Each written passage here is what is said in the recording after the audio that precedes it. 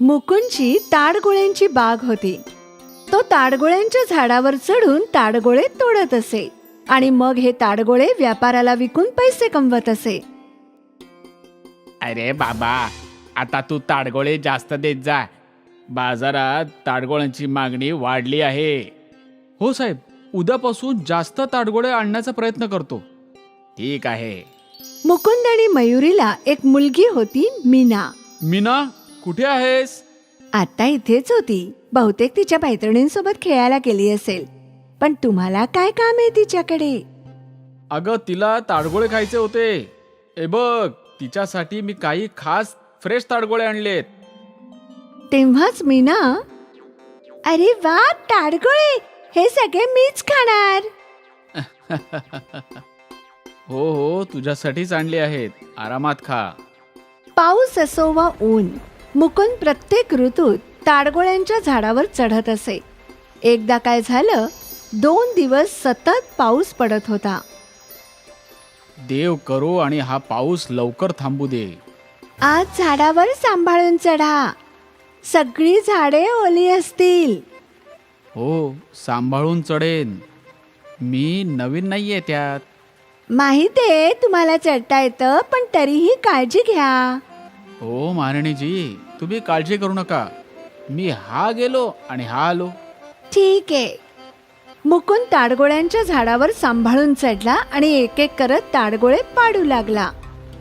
काही वेळ गेला आणि मग अचानक मीना तिथे पोहोचली. बाबा! मीनाच्या आवाजाने मुकुंदचं लक्ष विचलित झालं आणि तो घसरून थेट खाली पडला. बाबा! मीनाने लगेच काही गावकऱ्यांना हाका मारल्या. सगळे धावत आले. काका, बाबा पडले. गावकरी धावत तिकडे पोहोचले. मुकुंदचं ऑपरेशन केलं गेलं, पण आता तो त्याच्या पायावर कधीच उभा राहू शकत नव्हता. आता काय होणार? आता आपलं घर कसं चालणार? तुम्ही काळजी करू नका. काही ना काही नक्की होईल. त्या देवाने आपल्याला दुःख दिलंय, तर तोच आपल्याला मार्गही दाखवेल. पण कसं? मी तर अपंग झालो आता. हे याच्यापेक्षा मी मेलो असतो तर बरं झालं असतं. असं बोलू नका. तुम्हीच आमचं आयुष्य आहात. मयुरी आणि मुकुंद काळजीत होते की आता त्यांचं पुढील आयुष्य कसं जाईल. काही दिवसांनी मुकुंदला घरी आणलं गेलं. मयुरी आणि मुकुंदने वाचवलेले सगळे पैसे त्यांच्या आजारपणात खर्च झाले. मी काहीतरी काम शोधते. तू घरातलं आणि बाहेरची दोन्ही कामं कशी काय करशील? मी काही ना काहीतरी करेन. एखादे असे काम असेल ना, जे मी या परिस्थितीही करू शकतो. नाही नाही, तुम्ही आराम करा. नाही मयुरी, मी तुझ्यावर असं ओझं नाही बनू शकत. मग या स्थितीत तुम्ही काय करू शकता? काहीतरी नक्कीच असेल. दुसऱ्या दिवशीपासून मयुरीने काम शोधायला सुरुवात केली. ती अनेक दुकान आणि कंपन्यांमध्ये गेली, पण तिला कुठेच काम मिळालं नाही. मला कुठेच काम मिळत नाहीये. मला वाटतं एखादा व्यवसाय करावा. कोणता व्यवसाय? मी तुला काही मदत करू शकतो का? आज बाजारात एक भज्यांचं दुकान पाहिलं. खूप गर्दी होती. मी पण चांगली भजी बनवते ना. मग मी भजी विकली तर? हो, विकू शकेन. पण सगळ्यांना त्याच दुकानातली भजी आवडते. मग तुला जरा वेगळी भजी करावी लागेल ना. म्हणजे कशी? जशी चायनीज भजी असते ना, जी मुलांना खूपच आवडते, तसंच काहीतरी नवीन. तसं काहीतरी. मीना, तू सांग, तुला आणखी काय खायला आवडेल? मला तर मॅगी आवडते. मॅगीची भजी कशी लागतील?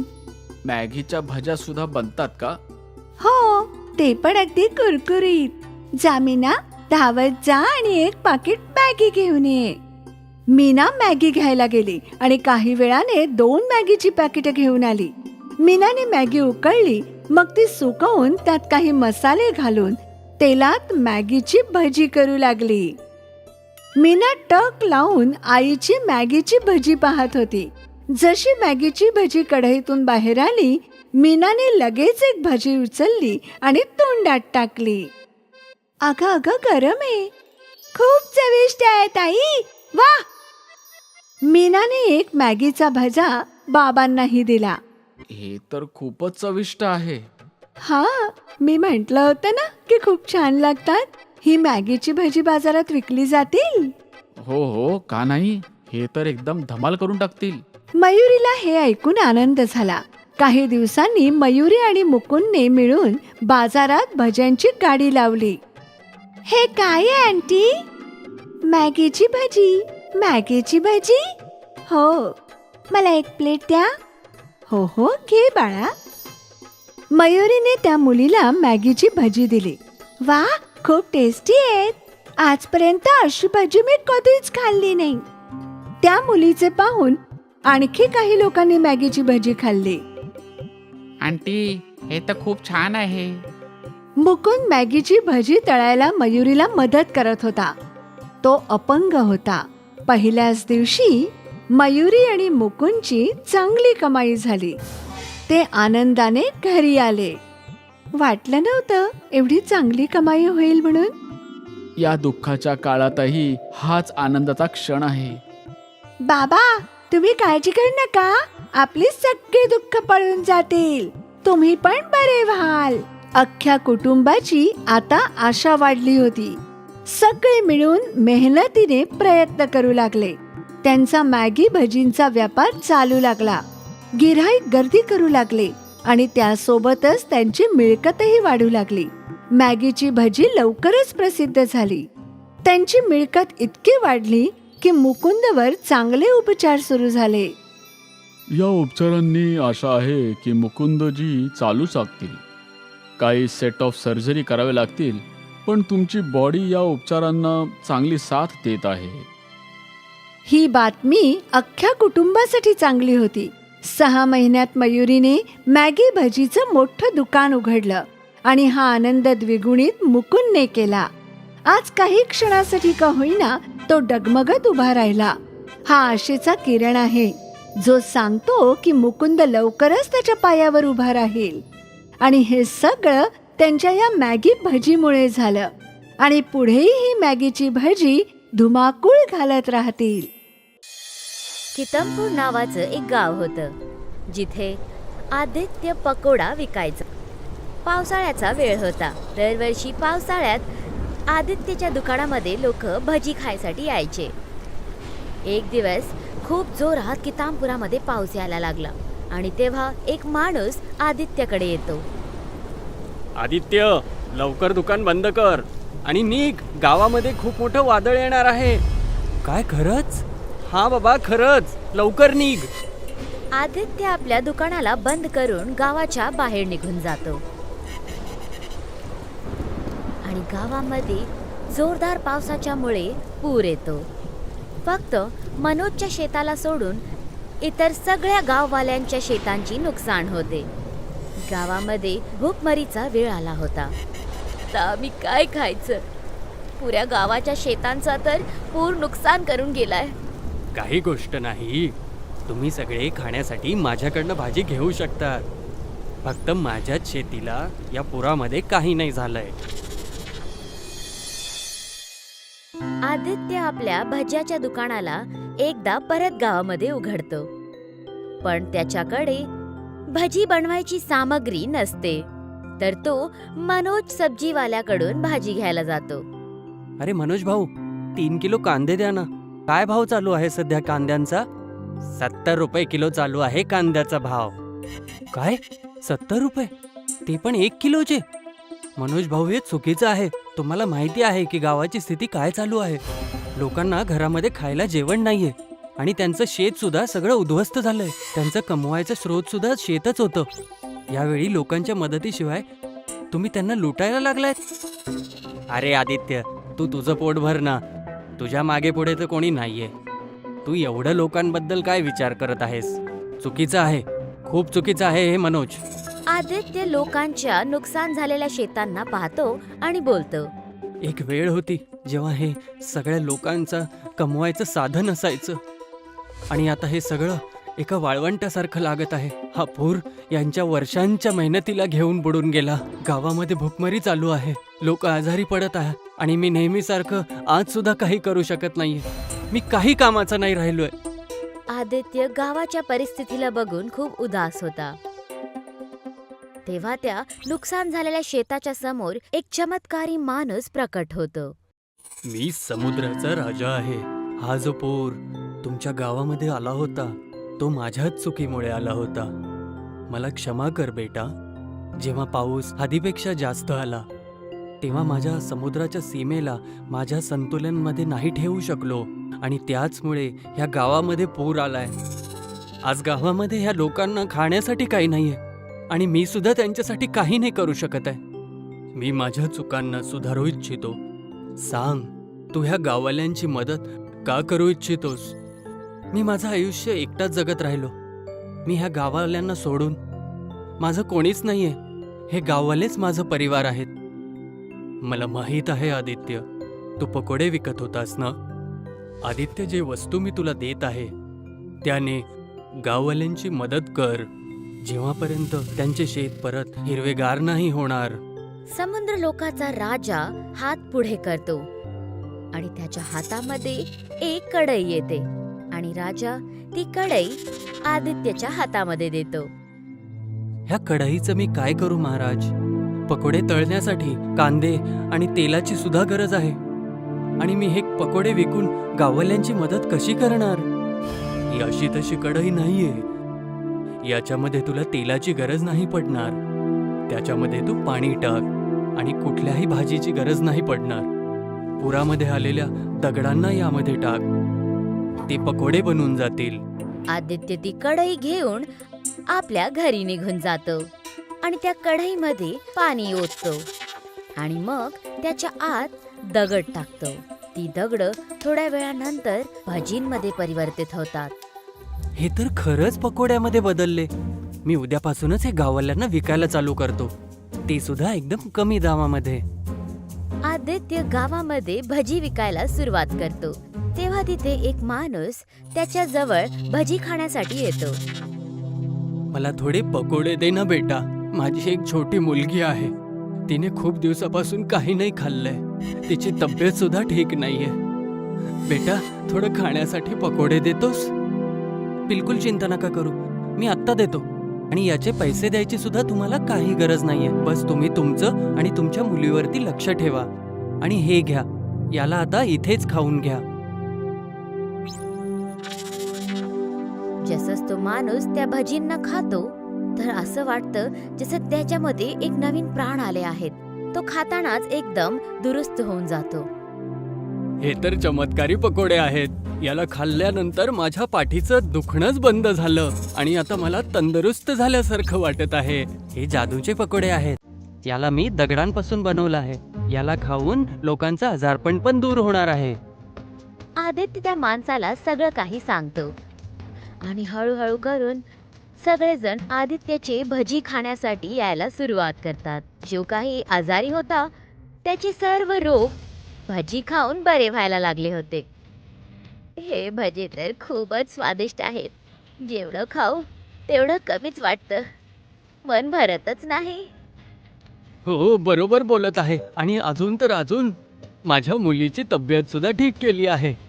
आदित्य, मी तुझा खूप आभारी आहे. अशा अवघड वेळी तू ह्या गावाला खूपच साथ दिलेली आहेस. गावामध्ये सगळीकडे फक्त आदित्यच्या जादुई भजींची चर्चा होत होती. हे सगळं पाहून मनोजला अजिबात नाही आवडत. आता या लोकांना काय झालंय? कोणी माझ्याकडनं भाजीच विकत घेत नाहीये. सगळे त्या आदित्यच्या पकोड्यामुळे विचार केला होता की नवीन बंगला खरेदी करेल, पण हे आदित्यनं माझे सगळे स्वप्न तोडून टाकले. मला लवकरच याचं काही ना काहीतरी करावंच लागेल. मनोज मनातल्या मनात एक योजना बनवायला लागतो. तेव्हा त्याच्या समोर गावाचे प्रधान येतात. आता तरी भाजी जरा कमी भावामध्ये विकायला चालू कर मनोज, नाहीतर तुझं नवीन दुकान बुडून जाईल आणि त्यातून कधी बाहेर नाही येऊ शकणार आणि नंतर यातून तू सांभाळू शकणार नाही स्वतःला. गावाची स्थिती आता वेळेनुसार बरोबर होत चालली आहे आणि भूकमारी जी होती ती आदित्यने नीट करून टाकली आहे. तुम्ही बरोबर बोलत आहात प्रधानजी, पण हे जादूचे पकोडे आदित्य बनवतो तरी कसे आहे? त्याला समुद्राच्या राजाने एक कढई दिली होती, ज्याच्यामध्ये दगड टाकला की ते पकोड्यामध्ये बदलून जातात. आणि अजून तर अजून त्यामध्ये तेल टाकायची गरज पण नाही पडत. मी तर विचार करत आहे, गाववाल्यांच्या सहमतीने या गावाचं नाव पकोडा गाव ठेवून देऊ. शेवटी आम्हाला पकोड्यांनी तर जिवंत ठेवलंय. असं बोलून तो तिथून निघून जातो. जेव्हा आदित्य आपल्या दुकानाला बंद करायला जात होता तेव्हा तिथे मनोज येतो. आदित्य, मी आत्ता बघितलं की समुद्राच्या किनाऱ्यावरती एक मुलगा फसलाय. मला पोहायला नाही येत. मला असं वाटतंय तू त्याला वाचवून घे. अच्छा, ठीक आहे, मी आत्ता चालला जातो. आदित्य ताबडतोब समुद्राकडे पळून जातो आणि मनोज स्वतःला बोलतो. हा तर खरंच मूर्खात निघाला. आता मी याच्या दुकानातून ती कढई चोरून घेईल. मग कोण बनवतं जादुई पकोडे मी तर बघतोच.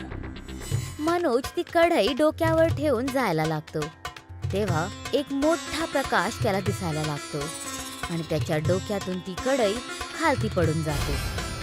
हे कसला उजेड आहे? तेव्हा तिथे तोच समुद्राचा राजा प्रकट होतो.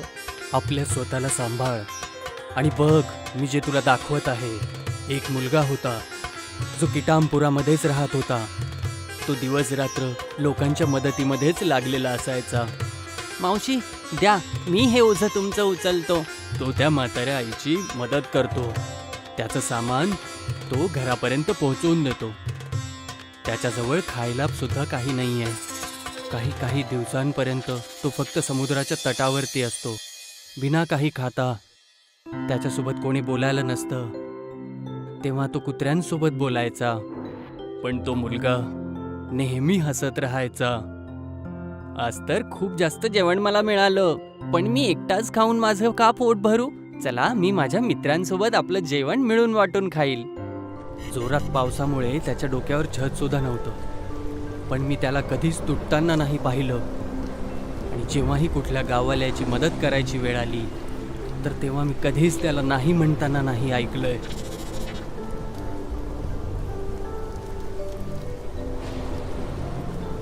एक दिवस प्रधान त्याला बघतात, जोरात पावसामध्ये. बेटा, तू इथे काय करत आहेस? मी गाववाल्यांकडून तुझ्याबद्दल खूप काही ऐकलंय की तू गाववाल्यांची खूप मदत करतोस. माझ्याकडे घर नाहीये ना प्रधानजी, आणि माझं कोणी नाहीये सुद्धा, तर मग शेवटी मी गाववाल्यांचीच मदत करतो. असं का म्हणत असतोस की तुझं कोणी नाहीये? मी आहे ना. मला आजपासून तुझ्या वडिलांसारखं समज बेटा. चल सांग, तुला काय चांगलं आवडतं खायला? हो, मला पकोडे खायला खूप आवडतं. ही गोष्ट आदित्यची आहे, ज्याच्याकडे काहीच नव्हतं, आणि जे काही होतं त्याने सुद्धा तो लोकांची मदतच करत होता. आणि इथे तू आहेस, ज्याच्याकडे सगळं आहे पण कोणाचीच मदत नाही करत आहेस. मला माफ करा महाराज. जेव्हा सगळ्यांचे शेत आणि सगळे व्यवस्थित होतील, तुझेच फक्त बुडून जातील. जेव्हाही या गावामध्ये पाऊस येईल, तुझी जमीन आणि शेत नष्ट होऊन जातील, आणि त्या गाववाल्यांचे शेत एका नवीन सकाळी सारखे खुलून उठतील. मनोज निराश होऊन तिथून निघून जातो. आदित्य पण आपल्या दुकानावर परत येतो आणि भजी विकायला सुरुवात करतो. आणि प्रधान पूर्ण गाववाल्यांच्या सहमतीने गावाचं नाव कितामपुरा गाव सोडून पकोडा गाव म्हणून ठेवतात. महाराष्ट्राच्या एका शहरामध्ये समीर त्याची बायको अनुसोबत राहत होता. समीर पडलेला शिकलेला तर होताच, पण त्याच्याकडे करण्यासाठी कोणतंही दुसरं काम नव्हतं. त्यासाठी तो बेरोजगार होऊन घरामध्येच बसून असतो. समीर आणि त्याच्या बायकोचा खूपच मुश्किलीने गुजारा होत होता. या घरात या, मी जेवण वाढलं आहे. असंही मला तुमच्याशी एक बोलायचं होतं. अरे भाग्यवान, मी आत्ताच तर आलोय घरात आणि तू सुरू पण झाली. अच्छा, पहिल्यांदा जेवून घ्या, त्याच्यानंतर मी तुमच्याशी बोलेल. जसं समीरने जेवण केलं, अनु बोलली, मला बोलायचं होतं की मी पण एक छोटी मोठी नोकरी करू शकते का? माझी खूप इच्छा आहे, आणि यामुळे आपल्या घराची आमदनीही चांगली होईल. ही खूप चांगली गोष्ट बोललीस तू, पण या शहरामध्ये मला कुठलं काम मिळत नाहीये. तर तुला कुठून मिळणार? आणि वरतून बघ, मी ग्रॅज्युएट सुद्धा आहे. एज्युकेटेड असून सुद्धा मी काम नाही शोधू शकत आहे. कोण म्हणालं की आपल्याला फक्त नोकरीच करायची आहे? आयुष्यामध्ये फक्त एवढंच राहिलंय का? आपण स्वतःचा काहीतरी व्यापारही करू शकतो, जसं की चहाचं एक दुकान सुरू करू शकतो किंवा अजून काही. मी सगळं काही करून बघितलेलं आहे. कुठे कुठला बिझनेस सुरू आहे? जेव्हापासून लॉकडाऊन उघडलाय तेव्हापासून. कोणाजवळ पैसा नाहीये. कुठून काय होणार? समीरच्या नाही बोलल्यामुळे अनु निराश होऊन जाते. दुसऱ्या दिवशी सकाळी तिथे अनुची लहानपणीची मैत्रीण झिलमिल तिथे येते आणि तिला बघून अनु खूप आनंदी होते, पण थोडी परेशानही होते, कारण तिच्या घरामध्ये मेहमान नवाजीसाठी काहीच नसतं. अरे अनु, एवढी बारीक का झालीयस? आणि हे काय? मला बघून तू आनंदी नाही झालीस? मी खूप आनंदी आहे. तुला लग्नानंतर आत्ता भेटते. बस तुला बघून लहानपण आठवलं ग. पण आता लहानपणासारखं काहीच नाही राहिलं. दोघं जण मोठे झालो, लग्न झालं आणि आता हे सगळं. अगं थांब, मी तुझ्यासाठी काहीतरी घेऊन येते. अनु किचनमध्ये जाऊन शिळा भात आणि त्याच्यामध्ये दूध मिक्स करून एक खीर बनवून झिलमिलला देते. अरे, याची काय गरज होती? वास तर खूप छान येतोय ग. असं वाटतंय खूप मन लावून बनवलंयस. मला तुझ्याकडून एक सलाह हवी होती. तेव्हा अनुने झिलमिलला सगळं सांगितलं. तू सगळ्यात चांगलं काय बनवतेस? सगळ्यात जास्त मी वडापाव बनवते. जर कोणी एकदा खाईल ना तर तो नेहमी लक्षात ठेवेल. जर असं असेल तर तू वडापावचा बिझनेस का नाही करत? इथे जवळपास काही खाण्याचं दुकानही नाहीये. तू तुझं दुकान ओपन कर. काहीच दिवसामध्ये ते दोघं जण त्यांचा वडापावाचा व्यापार सुरू करतात. आज आपल्या बिझनेसचा पहिला दिवस आहे. मला खूप लाज वाटतेय हे विचार करून की शिकला सवरलेला माणूस ग्रॅज्युएट आहे आणि असं वडापावचं दुकान उघडून ते विकतायत. हे माझ्यासाठी किती शर्मीची गोष्ट आहे. तुम्ही एवढा का विचार करताय? आज आपला शुभ दिवस आहे आणि आज आपल्याला चांगल्या मनाने सुरुवात करायला हवी. दुकान सुरू करून काहीच वेळ झाला होता, तेवढ्यात तिथे काही ग्राहक येतात. भाऊसाहेब, मला 2 वडापाव द्या. अरे समीर, तू तर आमच्यासोबत क्लासमध्ये शिकत होतास ना, आणि आज वडापाव विकतोय. पैसे जर उधार पाहिजे होते असेल तर मला मागितले असते. हे सगळं करायची काय गरज होती? अरे हो यार, हा तर समीर आहे. जाऊ दे, आपण वडापाव खाऊन इथून निघून जाऊया. तो त्याचं बघत बसणार. त्याच्या लहानपणीच्या मित्रांना बघून समीर थोडा निराश होतो. अन्नू, माझे सगळे मित्र चांगले काम, नोकरी आणि चांगली तरक्की करतायत, आणि मला बघ, त्यांच्या मुलांना आणि त्यांना वडापाव खाऊ घालतोय. हे सगळं यामुळे कारण तुम्ही काही वेगळं नाही करत आहेत. तुम्ही फक्त हा विचार करा की आपण काहीतरी वेगळं काय करू शकतो. जर आपण ओरिओ वडापाव सुरू केला तर? आता अर्ध्या विहिरीत उतरलेलोच आहोत, तर पूर्ण उतरून बघूया. जमलं तर काहीतरी चांगलं होणार, नाही तर काहीतरी वाईट.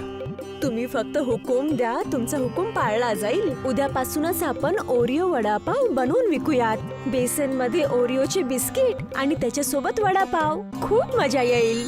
अनु आणि समीरने दुसऱ्याच दिवशीपासून ओरिओ वडापाव विकायला सुरुवात केली.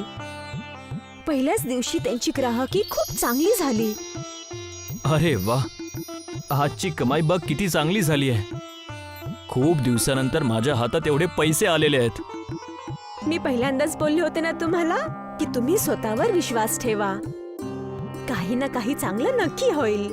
काही दिवस ओरिओ वडापावचा व्यापार चालल्यानंतर त्यांच्याजवळ समीरचे लहानपणीचे मित्र पुन्हा येतात. तोपर्यंत दुकान खूप चांगलं आणि मोठं झालं होतं.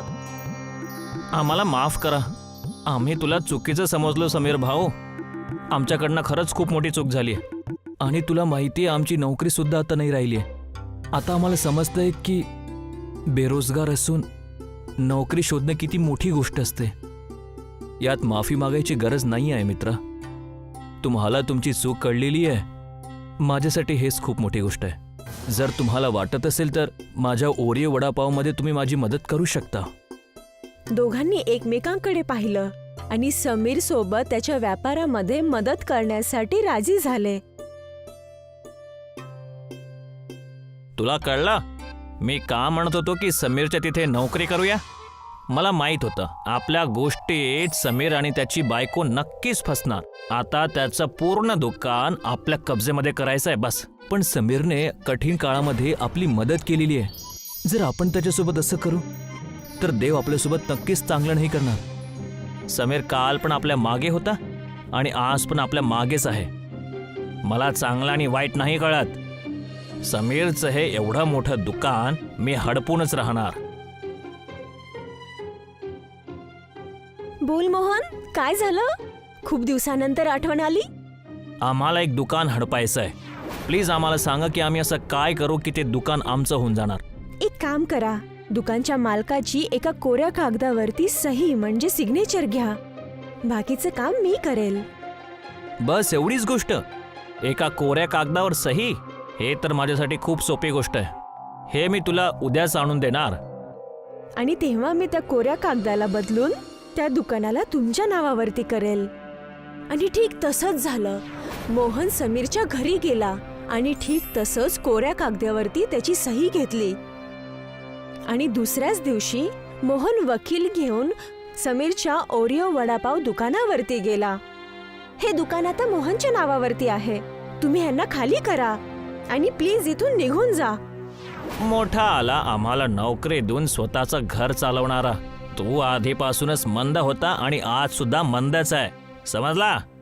आमच्या समोर कधीच नाही जाऊ शकत. हे तुम्ही काय बोलतायत? तुम्ही असं का केलं? तुमचं आम्ही काय बिघडवलं होतं? तेवढ्यात समीर हे सगळं बघून हसू लागतो. ऐक रे, मला आधीपासूनच तुझ्यावर डाऊट होता. अहो, तुम्ही हे सगळं काय करताय? मला काहीच कळत नाहीये. इथं आपलं दुकान दावावरती लागलेलं आहे आणि तुम्ही हसताय. अरे भाग्यवान माझं, ऐकून तर घे. मला याबद्दल मयूरने आधीच सांगितलेलं होतं. तू याच्यासारखा लालची आणि मतलबी नाहीये. त्या रात्री मयूर माझ्या घरी आला होता आणि त्याने सगळं काही मला सांगितलं आणि मी त्या कागदावर खोट्या सह्या केल्या होत्या. आणि तेव्हा तिथे मयूर पोलीसवाल्यासोबत येतो. इन्स्पेक्टर साहेब, घेऊन चला याला.